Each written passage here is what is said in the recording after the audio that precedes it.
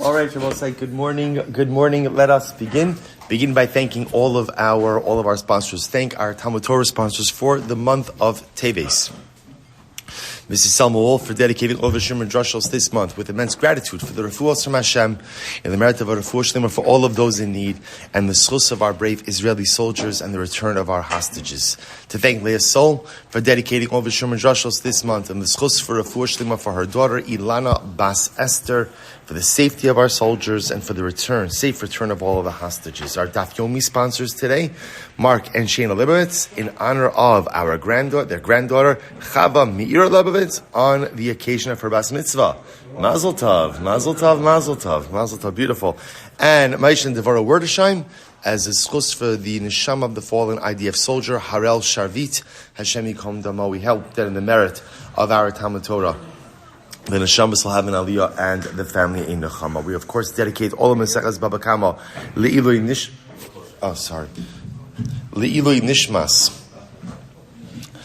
It's a tough crowd over here. You know what? Hey, how about move a little closer? How about that? Seriously, there's a whole expansion up here. Plenty of open seats in the front. We dedicate all of Maseches Baba Kama. Thank you, Sammy. Me too. Le'ilui Nishmas, Master Sergeant Eliyahu Harush, Hashem yikom damo. We hope that in the merit of our TALMUD TORAH, all of the Neshama will have an aliya and the families in Neshama. You know, it comes a point where it's so emotionally overwhelming, day after day, to be able to have to dedicate, it's a zchus to dedicate the Torah, but so overwhelming, the karbanos and the sacrifices that Klal Yisrael is making day after day. Halavai Mir Hashem, it should be a week of besoros tovos for all of Klal Yisrael. I will say with that, let us begin. We have a really incredible daf ahead of us today. Today's daf is Samich 60, and we are picking up on Nun Testament base 59b, and we are picking up at the Mishnah. Not the last Mishnah, but the second to last Mishnah. But it's all right. We will Emeretz Hashem make a good ground today. Really fascinating Gemara. So here we go. Hamagdish b'soch sadei chaver. So we'll say this actually Mishnah is reminiscent of something that we learned in the not so distant past. So again, I'll say here's the case. Reuven goes in and takes his produce. Literally, Magdish means he piles his wheat. He piles his wheat in the field, in Shimon's field, shelo b'rishus, without Shimon's permission. So this is the case we saw before, of Reuven bringing in his produce into Shimon's field without Shimon's permission. And ultimately, again, so what's that? And Shimon's animal consumes Reuven's wheat. What's the halacha? Potter. So ultimately Shimon's potter, right? Why Shimon potter? Why? Because Reuven brought the produce in without permission.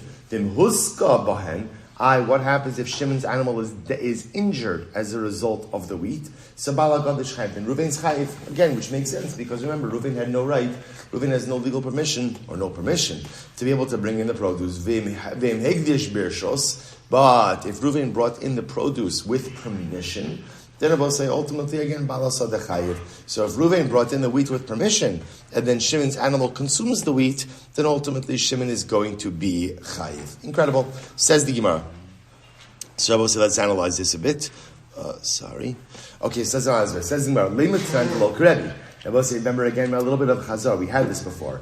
So apparently our Mishnah does not reflect the view of Rebbe. Why? What does Rebbe hold? So the Gemara says, Di'ik Rebbe ha'amar ad sheyekabel alav balabayis lishmar. But remember again, we saw this sugi before. We saw a fundamental machlokes. What was our fundamental machlokes? Does permission to enter mean assumption of complete responsibility? So Rebbe was of the opinion that just because you tell someone they could come in does not mean that you are assuming full responsibility for that person. So the Gemara therefore says our Mishnah does not reflect the view of Rebbe. Why? What does our Mishnah say? Our Mishnah says that if Shimon gave Reuven permission to enter, and then Shimon's animal goes in and consumes Reuven's produce, that Shimon is going to be chayiv. Which sounds like, again, that therefore when you give someone permission to enter, that is considered to be assumption of full responsibility as well. So therefore, again, the Gemara is pointing out our Mishnah does not reflect the view of Rebbe. Okay, according to Rebbe was saying, when does assumption of responsibility come? Only when you explicitly say, I assume responsibility. So in other words, if Reuven were to come and if Reuven were to ask permission for Shimon to enter, and Shimon says, sure, he's giving it permission to enter, so Reuven's not trespassing. But that's not assumption of responsibility. If Shimon were to say, come in, and I take full responsibility for your safety and the safety of your property, then Shimon becomes chayiv. So obviously our Mishnah says that Shimon assumes liability for Ruvain's grain as soon as Shimon says, enter. So that's not like the view of Rebbe. Rav says not necessarily. This is actually a different case. We'll say actually over here, we're talking about Ruvain goes over to Shimon, but Shimon is the watchman over a granary. Someone else's granary, right? Or it could be his own granary also, but he's the watchman over the granary. And therefore, again, Abba say, the ayil, the gadush, ayil va'antar lechahu. So Abba say, since Shimon's role in this is as a watchman, and Abba say, what's the role of a watchman? What's the role of a watchman? To watch, right? Well said, right? Right, to watch, right? That's his job. In other words, his specific and unique responsibility is to guard. When someone like that gives you permission to enter and to put down your produce, right? Ultimately, a person like that permission, everyone agrees, comes with the assumption of responsibility. So it's actually really quite interesting. So therefore, the Gemara is suggesting over here is like this. The machlokes between Rebbe and the Rabbanon that we saw before was a fundamental machlokes about whether or not permission to enter means assumption of responsibility. But interestingly enough, what this Mishnah is going to introduce is that when the person giving you permission to enter is a person whose responsibility it is to guard items, and he's giving you permission to enter, and everyone will agree that included in that permission is what? Assumption of responsibility over the produce. Incredible. Next Mishnah. So we'll say we're now going to focus a little bit on ish, on fire. So what happens? If a person goes ahead, I give over fire. I give over fire in the hands of a cheresh, a shota, and a katan. Now, obviously, the unwritten part of the Mishnah is then what happens? So damage occurs. So what's the halacha? So we'll say such a person. So again, I'm pater b'dinei adam. Why am I pater b'dinei adam? I didn't do anything. I didn't cause the damage, but yet I will be chai b'dinei shamayim. Why am I chai b'dinei shamayim? Because we'll say at the end of the day, I went ahead and I did something irresponsible. So therefore, again, I'm responsible in the eyes of HaKadosh Baruch Hu. Shalach biyad pikeach. If I went ahead and I gave my fire over in the hands of a pikeach, in the hands of a capable, able person, ha-pikeach chayiv, and ultimately, again, the pikeach is going to be chayiv. Echad hevi esa'ar. So both say, so now, okay, so therefore, that second case is obviously pretty obvious. It's just really meant to create contrast, right? You go ahead, I give over the fire to a cheresh, shotev, a katan. Ultimately, again, I'm pater b'dinei adam because I didn't do the direct damage, but I'm chayiv in the eyes of HaKadosh Baruch Hu. I give over my fire to a pikeach. Obviously, again, he causes damage, he's responsible. Now watch this. Echad hevi esa'ar ve'echad hevi esa'etzim. So let's listen to this. Let's say Reuven and Shimon. Reuven brings the fire, and Shimon brings the wood. Or I should say it differently, right? Reuven brings the flame, and Shimon brings the wood. So we'll say, so now, and then the fire goes out and damages. Who's chayiv? Ultimately, again, hamevi esa'etzim chayiv. The guy who brought the wood is going to be chayiv. Okay. Echad hevi esa'etzim ve'echad hevi esa'ar. One guy brought the wood, and second guy brought the flame. Hamevi esa'ar chayiv. The guy who brought the fire is chayiv. In other words, we'll say, what's the principle here? The second guy is chayiv. In other words, because the idea over here is that the actions of the first are considered to be meaningless without the actions of the second. It doesn't matter what the second guy is bringing, whether the second guy is bringing the wood or the second guy is bringing the flame. At the end of the day, it was the final action that allowed the fire to go out and damage. Therefore, liability rests with the second guy. Ba'acher, the liba. But now what happens if another guy comes along and he blows on the fire? Right? So therefore, in that case, hamalada chayiv. Ultimately, again, then the blower, right? In other words, then he's going to be chayiv because he's the one who went ahead and allowed that to be a damaging force. Liv saharuach. What happens, Rabbi say, if at the end of the day they created a controlled fire and the wind came along and blew the fire, then kulan peturin. Rabbi say that's considered to be an onis. Again, we'll qualify this case, of course. That's considered to be an onis, an extenuating circumstance, and all of them will be pater. Good. So Rabbi say, let's analyze this. So Rabbi say, so now we're going to focus on the first case. Case number one of the Mishnah was, I give a flame to a cheresh shoteh the katan. Cheresh shoteh the katan then goes ahead and is irresponsible. Again, irresponsible is the wrong word. Cheresh shoteh the katan, they don't have what's the word? capacity. They don't have capacity. So therefore, again, they go ahead and they do damage. So what did the Mishnah say? I'm pater b'dinei adam. In other words, in a court of law, I cannot be held liable because I didn't cause the damage. But I'm chayiv b'dinei shemayim. I'm chayiv. So it says, so I will say, the case, so this is actually a very interesting qualification. Reish Lakish says, when am I not chayiv b'dinei adam? When I gave him a gacheles. I will say, what's a gacheles? A gacheles is a coal, like a flaming coal. Now, a flaming coal by itself is not capable of doing damage. A flaming coal that you fan or that you blow on, that develops into a fire and that could do damage. So Reish Lakish says, when am I pater b'dinei adam?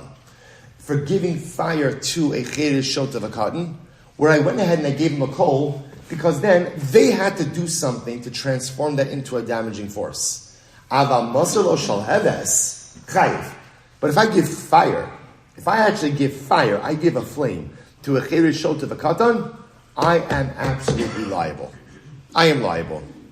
My time, what's the reason for that? Myself kagamrlo. Because we will say in that case, I am the one who caused the damage. In other words, delivering an actively damaging force into the hands of someone who does not have capacity.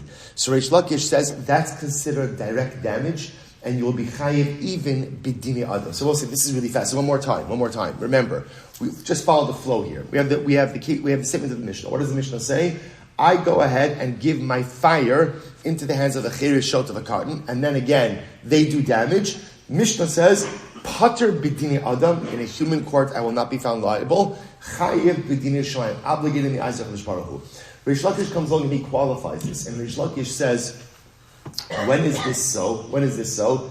If you gave him something that is not an active damaging force, you gave him a coal. What damage can you do with the coal? Not that much. If you blow on the coal, fan the coal, that's when it could become a fire. So the case there for Reish Lakish says is, I gave the cheresh shot of a cotton a coal. Then the cheresh shot of the cotton fanned it. Okay, that's the case. I'm pater b'dinei adam, because I didn't give them a direct damaging force. But I'm chayiv b'dinei shemayim. But if you give the cheresh shot of the cotton a flame, then you're absolutely liable. That's Reish Lakish. Rabbi Yochanan says, no. Afilu maser lo shal haves pater. Even if you gave the cheresh shot of a cotton a flame, you're still pater. My time, well, what's the reason? Tzavsa de cheresh garmalo.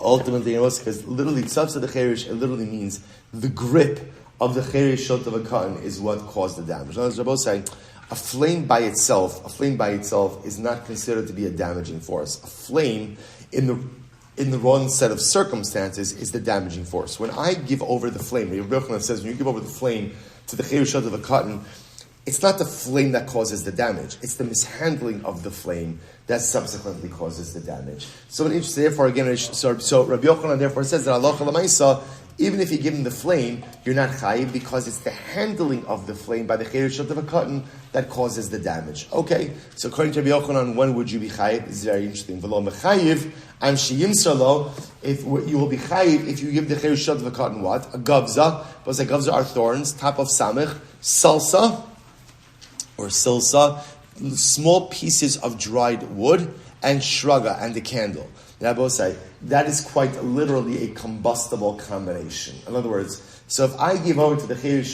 shot of a cotton thorns, which burn easily, small dried out chips of wood, which also burn easily, and a candle. So now what I've done is I've provided him with the complete recipe for disaster. So if that happens, then I'll be chayiv even b'dinei adam. But anything less than that, I'll be pater b'dinei adam and chayiv b'dinei shemayim. We'll say very, very interesting machlokes over here as to, again, in this cheresh shot of a cotton case, when is there chayiv b'dinei adam? So again, Reish Lakish says, you give him over a flame, you're chayiv b'dinei adam. You don't give him over a flame, you'll be pater b'dinei adam, chayiv b'dinei shemayim. Rabbi Yochanan, no, you don't give him over a flame, you're pater b'dinei adam. Only thing you'll be chayiv is if you give him the complete recipe for each disaster, which is a candle, thorns, and pieces of dried wood. Very interesting. So the Gemara says, Dahu vadai maisa didei garmu. Because we'll say, if you give over the cheresh shot of a cotton, Rabbi Yochanan, give him over, literally again a candle, thorns, and little chips of wood, then clearly it's your actions, meaning me the pikeach, it's my actions that is causing the subsequent damage. Incredible.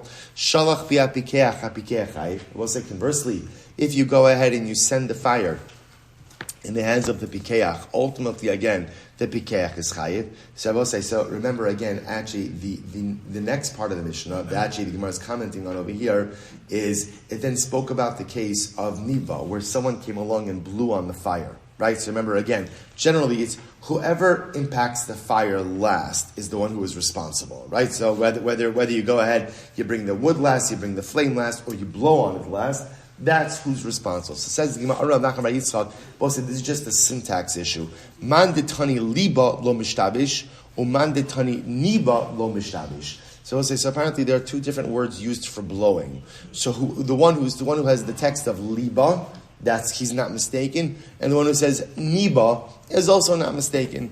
Man detani liba lo mishtabish. The one who says liba is not mistaken. Why? Dichsiv belabas eish. Because Rabbi Shmuel in the Torah itself, when speaking about Zerosai, is incredible. This week's parsha, right? This is HaKadosh Baruch Hu appearing to Moshe Rabbeinu in the sneh. So the Torah says that HaKadosh Baruch Hu appears to Moshe Rabbeinu, Vayar Malach Hashem Elav Belabas Eish Mitoch Zerosai. Reference to the parsha in yesterday's daf, right? By the Mialdos. Reference to this week's parsha in today's daf. Incredible. Listen, maybe it's a good thing to know. What is Parsha Shmos all about? Parsha Shmos is all about the shibud, is all about ultimately again the enslavement of Klal Yisrael, the oppression of Klal Yisrael at the hands of another nation. That's what Parsha Shmos is. I will say, but you know what? Why is it that when we read Parsha Shmos, right, you don't see people walking around like with their head in their hand saying, "Oh, you know, we're avodim. What's going to be?" Right? Why don't we walk around like that when we read Parsha Shmos? Why? Because I know about Ve'ira, and I know about B'Shalach. And I will say the important thing to recognize is that the story of Klal Yisrael is always the same. Every time of oppression, and every time of difficulty, and every time of shibud, every time of tzara, is always followed by an Oz Yashir Moshe Uvnei Yisrael. It's the same way that we don't get depressed when we read Parsha Shmos, even though the suffering of Klal Yisrael and Mitzrayim was absolutely unbearable. Right? Rabbi said, we know what it's like to live in a time where Jewish babies are butchered because it happened. It happened less than 3 months ago. We know about that. Well, Paro did the same thing.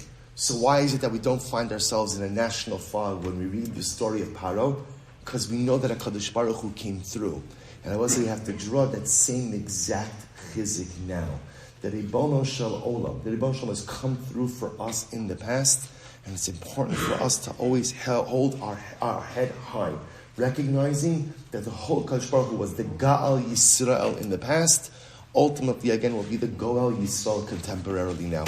Very important. So Balabas Eish, Uman Ditani Niba lo Mishtavish, the one who says Niba ultimately is not mistaken. Why? Dichsiv Borei Niv Sfasayim. Shabbos say, so again, literally, he has created the utterances of the lips. And Shabbos say, when a person speaks, ultimately, again, they, I don't know what the right word is, they blow breath, you exhale when you speak. So that's why the lashon of niv could also be like a lashon of blowing. Okay, so just the syntax. Love saruach kulam turin. So Shabbos say, interesting case over here. About if the wind blows, so we'll say. So in this case over here was Reuven brought the fire, right? And Shimon brought the wood, and then the wind blew and got everything out of control. So what's the halacha? They're pater. Says the Tan Rabbanan li Bava liv saharuach. Rabbi says, so now listen to this. What happens if, let's say again, one of the parties, Reuven blew on the fire, right? But then the wind went ahead and blew it out of control. So we'll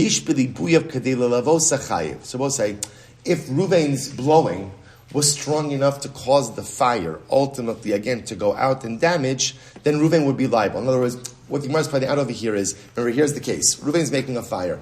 You could even take Shimon out of this. The only reason Shimon was in this, Rabbi, is remember again, if Reuven brought the flame and Shimon brought the wood, right, and then a wind came and blew the fire, so neither of them will be liable, right? Why? Because neither of them really engaged in a comprehensive act of damage. Each of them only did a partial act, and kind of the wind did the rest. So now we're talking about other wind cases. So let's say, watch this. Let's say Reuven's going ahead, right? Same case, or a different case. Reuven's going ahead making a fire. Reuven starts to blow on the fire, but then what happens? It's the wind, right? V'lib saruach. But then the wind blows and takes the fire. So is Reuven liable or not? So the Gemara says it depends. If ultimately again Reuven's blowing would have been strong enough by itself to cause the fire to go out and do damage, then chayiv. Vim la'af pater. But if not, he'd be pater. Amai lehave kizora v'ruach mesayaito. Now we're going to get to this in our Hilchos Shabbos Chabura Meretz Hashem next week. Why shouldn't this be like Zorea? Now we'll say Zora, not Zorea. Zora. Zora is winnowing. How do you winnow? Funny you should ask. Here's how you winnow. Right? You take grain with its chaff, you throw it up in the air. And the wind does the rest. Well, not all of it, but the wind separates out a good part of the chaff, right? Because the chaff is lighter than the grain. So the wind itself just blows out the chaff. So the Gemara says, why shouldn't this be like a case of Zora? Take a look at Rashi. Lehavi kizora, techayib mishum meleches melachas Shabbos, afapi sharuach misaito, shikishu makbiyah hatvua, berachas shekor b'layah. So we'll say, so what happens with Zora? With Zora, ultimately again, the wind assists. So what do you see from here? You see from here that even when the wind is assisting you, ultimately again you're chayiv. If that's the case, I will say, so we said before that ultimately again, if halacha l'maisa, the wind is doing it by itself, then you're a pater. If you're doing it by yourself, then ultimately you're chayiv. But why? Even if you're doing it jointly with the wind, there should still be personal liability, just like there is by Shabbos. So says the Gemara. What's the case over here? Kigon sheleima mitzad echad, v'libas haruach mitzad achar. Rabbi says it's incredible. What happens? Says the Gemara. The case over here is where Reuven's blowing it from one end, and the wind blows it from the other end. So let's say, for example, Reuven's blowing in a north direction, and the wind comes and blows it in a southern direction. So Rabbi says, so in that case, you can't view the wind as working with Reuven. Rather, why the wind is mamish working, literally working what? Opposite Reuven. So in that case, then we have to see again, if Reuven, so therefore in that case over here, if the wind clearly blows in a different direction, then Reuven didn't do anything. The wind did everything. Rava says, Kigon, sheleima baruach mesuya, v'libasa ruach b'shein mesuya. But the case over here could be that Reuven was blowing together with a ruach mesuya, and then the opposite wind was a ruach shein mesuya. But the Gemara is just trying to create cases where it becomes clear that the person's act of blowing was insignificant. Rabbi Zera Amar Kigon dit Samrat Samurei. Rabbi Zera says, Samrat Samurei is an interesting case. Samrat means like the way a person goes ahead and blows on his hands when he's cold. Rashi says over here, Samrat Samurei, Lashon Ishisad Samirta, Chamimus Kolomar Shalo Nafach Mamish, Ele Bineshima, Kederach Hamachami Bineshima, so as Yadav De'in Zeli Bui Klal. The case I will say is where, like, when a person is cold and they blow a little bit on their hands. So that's not like a real blowing, right? It's not done with strength. So therefore, that would be the case. Ultimately, again, when the person is really considered to be non-participatory in the act. Okay. So the Gemara goes right. The Gemara says, good. I'm sorry. Rabbi Ashi says the truth is, remember, the whole comparison is off. In general, when it comes to Hilchos Shabbos, the fact that you are liable for a situation, even though the wind is helping you, right? Because we'll say that's still chap over here, right? The Mishnah seems to say, or the Gemara seems to say, that when is there liability? There's only liability if your act of blowing was significant by itself. But if the wind really participated with you, you're not liable. So the Gemara is coming along and saying, but doesn't that contradict Hilchos Shabbos? Because Hilchos Shabbos, even if the wind actively aids you, you are chayiv. So you see that man-wind partnership does create halachic liability. So if that's true by Shabbos, why wouldn't man-wind partnership work by Hilchos Nezikin, by Eish damage as well? So I'll tell you why. He says, Rabbi say, you're comparing apples and oranges.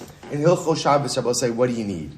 In Hilchos Shabbos, there is one primary piece you need to create liability, and that is premeditation. What we call meleches machshavas. You have to engage in a premeditated act. So therefore, again, when I go ahead and I throw up wheat into the wind, even though I am not doing the actual act of separation, the wind is doing it, but I've created a premeditated circumstance. By Shabbos, premeditation creates liability. Aval hacha grama ba'almahu ugruma benizakim pater. I will say by damages, it's not premeditation. By damages, what do you need? Direct involvement. And I will say over here, when it's the wind that does the work, therefore that's not direct involvement. What do we call that? Grama, causation. And ultimately, again, we know grama by nizakin is pater, causation. Ultimately, again, by damages is going to be pater. So it's just really a fascinating idea. By Shabbos, you need premeditation, and therefore, again, as long as the act is premeditated, even if halacha l'maisa, there is a level of secondary or grama involvement, you're still going to be chayiv. But l'maisa by nezikin, the only time one is liable is if there is direct involvement the entire time. Incredible. Mishnah. I will say, here we go. By the way, I will say, we're going to see the Rambam on Eish. We're going to bring it all together, but let's first do the next Mishnah and kind of get a comprehensive halachic view. So it says the Mishnah, so we'll say a really interesting case over here. Person goes ahead, Sholechas habe'ira is the lashon of, I kindled the fire, didn't control it, it got out, it did damage.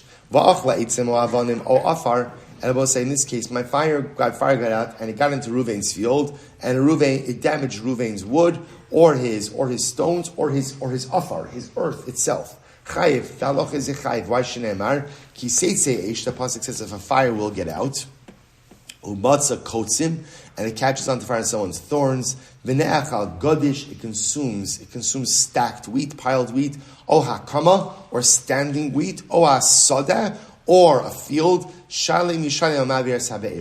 The one who kindled the fire is obligated to go ahead and compensate the damaged party. Incredible. So we'll say, so now the Gemara just asked an interesting question. So we'll say, so the pasuk by Eish, that's what we just read. Remember, let's look at it once more. The Torah says, Ki seitze Eish, I let it fire, fire gets out of control.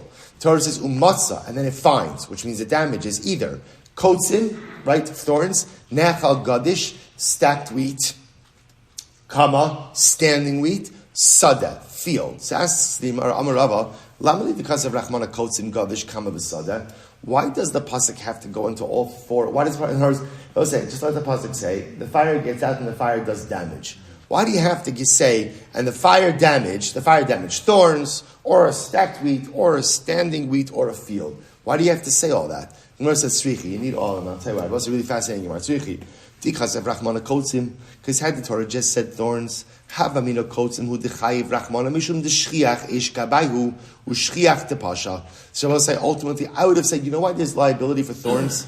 Because I will say thorns are highly flammable, and thorns are often everywhere. So if I kindle a fire, I have heightened responsibility. Really for what? For thorn damage. And therefore, failure to prevent Ruvain's thorn damage, I'm a poshea, I'm negligent, and that's how I'm going to be chayiv.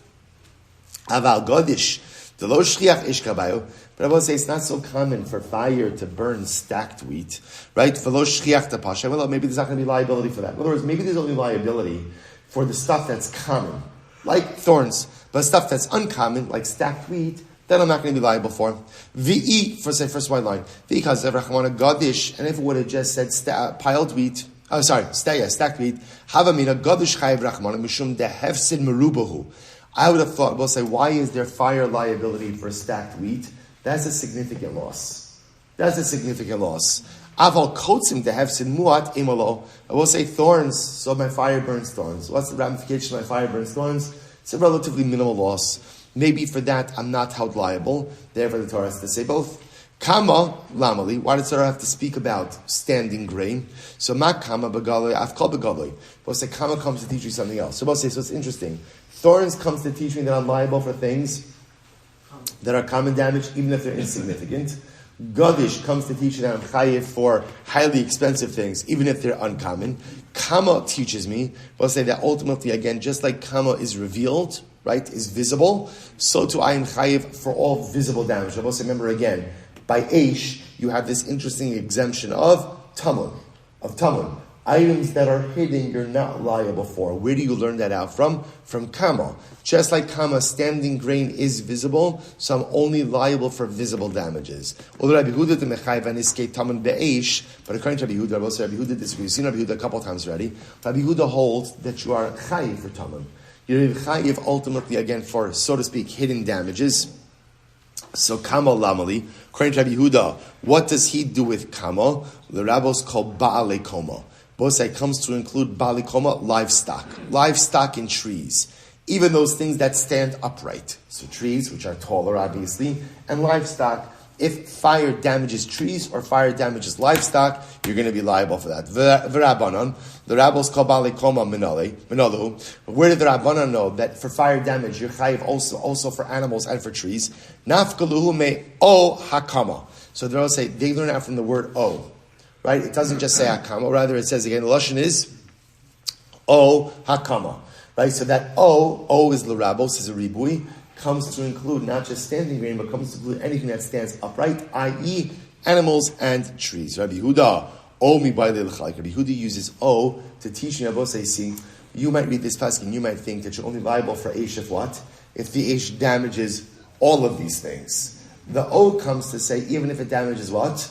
One of these things, there's also liability. Where did the Rabbanan know ultimately again that you're not liable for all of these things? In other words, you don't need to damage all of these things to create liability, even one of them. Nafkaluhu me o hasada. There's another o. O hasada comes to teach you that you could ultimately be mechalik. You could distinguish. Rabbi Yehuda, because of Rahman o akama, kasav asad. Rabbi Yehuda says that's not available for drasha. Rather, again, that's just for verse symmetry. Okay, sadeh lamali. But so why do I need sadeh? Right? What does field come to teach me? Lasui lichka niro v'sich sicha avanav. But it's actually interesting. It comes to teach me that Allah Lamaisa, even if the fire goes ahead and damages lichka niro means it burns the field or it singes rocks. In other words, Rabbi say burning land and singeing rocks is a lesser form of damage and a more uncommon form of damage. You might have thought that perhaps, again, Eish is not chayiv for that. Kamash Wulon, Eish is chayiv even for that type of damage. I have a lichtov rachmana sadeh below bayahanach. So I'll say, if that's the case, then you just write sadeh. Because we'll say, if you would write sadeh, sadeh would teach me that ultimately, again, there is liability even if the fire goes ahead and just simply singes rocks or singes earth. If you're liable even for that basic level of damage, uncommon level of damage, then what? You're certainly chayiv for everything above it. So just write sadeh, and I would learn out everything else from that. To which the Gemara says, no, I'll tell you why. Tzricha. Because of Rachmana sadeh, hava amina mashe besadein mini achrina lo. But I would have thought that halacha l'maisa sadeh, I would have thought sadeh just means that which is in the field itself. That which is in the field itself. But what? Not the field itself. In other words, I would have thought that Eish liability is what's contained in the field, but what if the Eish damages the actual earth, the actual karka? I would have thought that there's not liability for that. Kamash Malon, now that I have everything else, Sada teaches me that even if fire damages the actual karka, the actual earth itself, halacha l'maaseh you are chayiv. Incredible. I will say now some ridiculously amazing agadata. Ridiculous. Absolutely ridiculous. Harush Nachmani. But somebody messaged me last night. They said, you should put out on the chat that there's incredible agadata today. I said, no, on principle I'm not. I'll tell you why. Why should I have to put out a hook for people to come and learn Daf Yomi? Every single day, it's Olam Haba delivered to us in Olam Hazeh on a silver platter. What is it? What today? There's more Olam Haba. Today it's more Gishmak Olam Haba. Right? Every single day, this is in Olam Haba. Every single day for 45, 50, whatever amount of time we have. We'll say literally, I get to exist on a different level. I get to detach myself from Olam Hazeh and dwell with HaKadosh Baruch Hu and the Malochim and the Neshamas in the Yeshiva Sham Malo. To be honest, who cares what's on the page? It's all beautiful. It's all incredible. It's all ridiculous. I'm entertained a little bit more here or there. So principled. And also I forgot to post it. So says the Gemara. But it sounded much better when I took the principled approach. So says the Gemara. This is absolutely amazing. Listen to this. Am Yisroel Rabbi Yochanan. Ein paranos ba'ali olam, ela bizman shara sham ba'olam. So whenever there is suffering that comes upon the world, suffering only comes upon the world ultimately when there are rishonim in the world. In other words, I will say that suffering comes in the world. And I want to point out, ba'olam is lav dafka just Klal Yisrael. He's talking about, again, mankind suffering. Suffering comes into the world ultimately again when there are rishoim in the world. But I will say, even though again suffering comes about because of rishoim, but the first people ultimately impacted by the suffering are the tzaddikim, are the righteous. The righteous are the first ones to feel the brunt of the suffering, even though again it wasn't caused by them, it was caused by the wicked. Sheleimah, I will say, how do we know this? Sheleimah, kiseitze eish umatza kotzim. So also, this is incredible. The Gemara says, because why? The Pasuk says, when the fire will come out, of course, over here, the fire is a metaphorical allusion to suffering. Umatza kotzim. It'll find thorns. A masai eish yotza. When does the fire of suffering come out upon the world? Bizman shekotzim mitsuyin. When there are thorns. I will say, who are the thorns? The thorns are the wicked. The thorns are the rishoim. Ve'ena maschelas ela minat tzadikim. Tchila. But I will say, yet the first people impacted by the suffering ultimately are the righteous. Shneimar v'ne'echal godish. I will say now, listen to this. It's actually very interesting. So the assumption is that godish, right, the wheat, that's a reference to the righteous. So I will say it says v'ne'echal godish. Now v'ne'echal godish means, and godish was consumed. It doesn't say va'achal godish lo ne'emar. It doesn't say, and the fire will consume the grain. Rather, it says the fire consumed ela v'ne'echal godish. The godish was already consumed. Shene'echal godish kvar. Shabbos says, so the way to read the pasuk in a metaphorical level is like this. Kiseitze eish, when the fire comes out. Now, why does a fire come out? Umatza kotzim, because there are thorns to be found in the world, because there are wicked people in this world.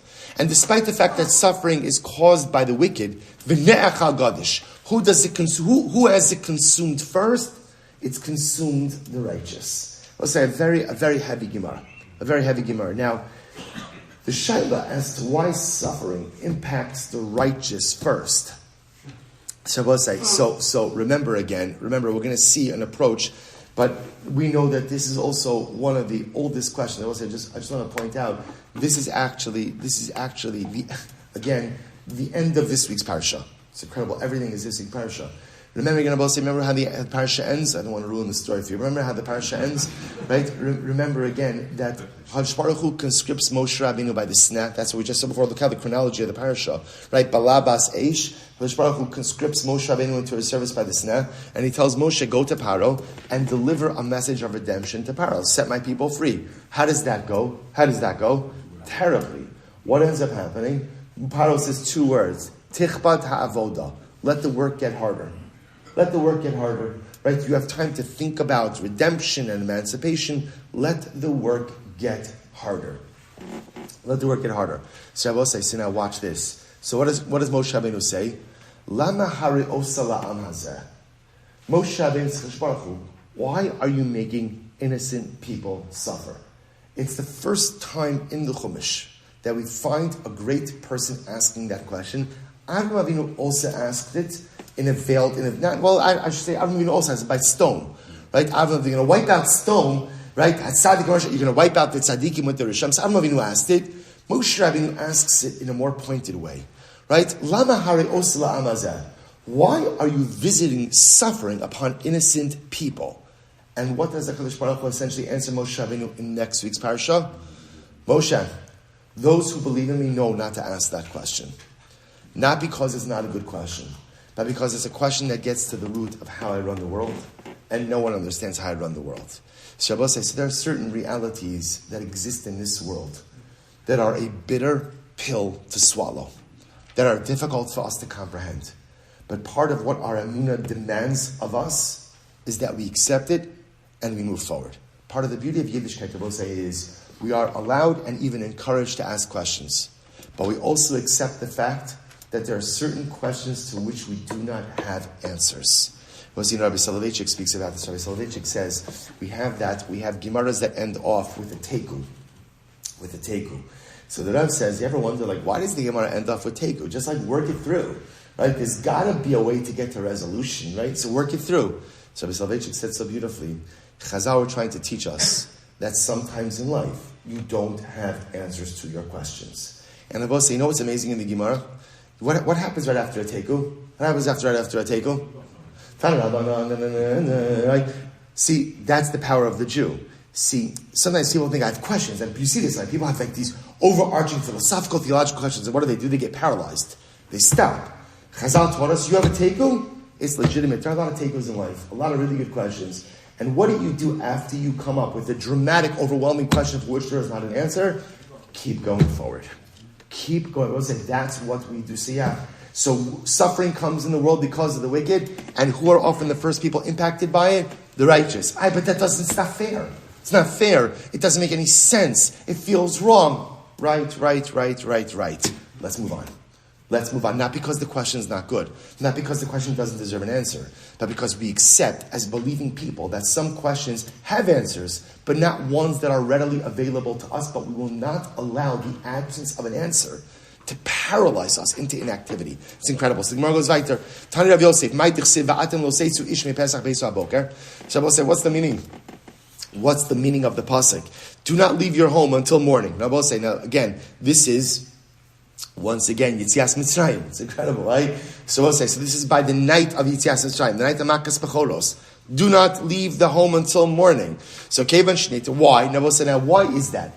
Remember, who is roaming the streets of Egypt the night of Yitzias Mitzrayim, the night of Pesach? Who was roaming? The Malach HaMaves. He was killing every firstborn. So why can't Klal Yisrael leave? I'll tell you why. Kevan Shinitan Rishus Lamashchis Eino Mafchin Bein Sadik L'Rishayim. Because Rabbi say, this is incredible. And again, when the destructive forces are let out, when the destructive forces are released, the destructive forces wreak havoc everywhere. And they do not distinguish between a tzaddik and a rasha. So HaKadosh Baruch Hu says to Klal Yisrael, Moshe says to Klal Yisrael, stay indoors. Makas Bechoros, the destructive forces have been unleashed. Ultimately, again, they destroy everything in their path. V'lo od, not only that, both say not only that, but sometimes the destructive forces actually start with the righteous people first. Shneimar, v'chresi mimcha tzadik v'rasha. So the Gemara says, Bachi Rav Yosef. Rav Yosef cried when he read this Gemara. It was so overwhelming. He says, Kulei hai, nami la'im domen. I don't understand. What does this mean? What does this mean? Is being a tzaddik worth nothing? Is being a tzaddik just like an irrelevant thing? That tzaddikim are just destroyed with everyone else. I want to say now two Gemaras, right? That ultimately suffering comes upon the world because of the wicked. But yet it starts with the righteous first. And now second Gemara. When the destructive forces are unleashed, they destroy anyone, and often they start with the tzaddikim. So Rav Yosef says, so tzaddikim are nothing? Tzaddikim are worthless? That they're swept away with everything, with all the wickedness in the world? Rabbi says it's incredible. Amarle Abaye, tivusu legabayu. Sometimes it's a bracha for the tzaddik to be swept away first. Dichsev ki mipnei hara nesaf tzaddik. Rabbi say, what's the benefit to the tzaddik? Rabbi say, very heavy Gemaras. What's the benefit to the tzaddik? Rashi says, tivusahu shelo yiru b'ra ha'asida lavo. This way, the tzaddik does not have to see the misfortune that is going to befall Klal Yisrael in subsequent suffering. Sometimes the chesed that HaKadosh Baruch Hu does for the righteous is that He allows them, so to speak, to exit the stage before the full scope of Jewish suffering sets in. And therefore, again, the tzaddik doesn't have to see. There's a chesed, sometimes even in the destruction. I will say overwhelming. I'm Rav Yehuda Rav. Rav Yehuda said the name of Rav. The Olam, I don't know what happened today with our time. I'm just not sure. I think it was all the questions. You see, this is why I don't take questions, right? So the Gemara says as follows. The Olam ikanis adam nechito. I will say a person should always enter. It's okay. We're going to start 4:30 tomorrow morning. The Olam ikanis adam nechito. I will say another incredible Gemara. Person should always enter in. I will say now what this is talking about over here is when traveling. So whether you should always enter your lodgings and not leave your lodgings, b'chitov. In other words, when it's light outside, right? Check into your lodge. So to say, in other words, stop your travels, whether you're going home or you're going into an inn. So ultimately, a person should enter into wherever he's staying b'chitov while the light is still out, and ultimately they shouldn't embark upon his journey until the light is out as well. The Gemara says, "La'olam ikanis adam b'chitov yetzi b'chitov." Shneimar v'atem lo seitzu ish mi pesach beiso ad boker. Do not leave your home until the morning. Look at Rashi b'chitov. Ba'od chamazorachos. Yolin b'malon, while ultimately again the sun is still out, check into your hotel. V'lo yamtin ad shetachshach Well, the boker lo yashkim lateis achi yair kitov lishna ma'aliya ha'ar kitov. I was saying now again. Where do you get kitov? Remember the first kitov we find in the Torah. Vayara lekim esa'ar kitov. He saw the light that it was good. So a person should check into their lodgings b'chitov, and ultimately again should leave their lodgings b'chitov. Tana Abanon. Abbas, you know what we'll do? I think we're gonna. So if it's okay, Abbas, say I'm not gonna give you homework. I'm not gonna give you homework. We'll catch up. It's a short daf and I don't know. Bava Mitzvah. I don't know. Whatever. All right. So I'll say these gemaras are too good to just maybe just do one more line and we'll start for today. Torah Banan. Dever Be'ir. Actually, no, we're going to start over here. I don't let's say so tomorrow morning we'll start 5:45. Again, we'll get in the full hour. We'll catch up. And I was like, but these gemaras, they're gold. They're too good. I'm sorry. I feel like I failed you today by only getting on to Amud days. But I'm here to Hashem. I'll redeem myself tomorrow. I'll say shkayach. A wonderful day and of course a happy New Year. Breakfast and shir Meretz Hashem in the base medrash. Shkayach, everyone. Am Yisroel twice. Am Yisroel, yeah.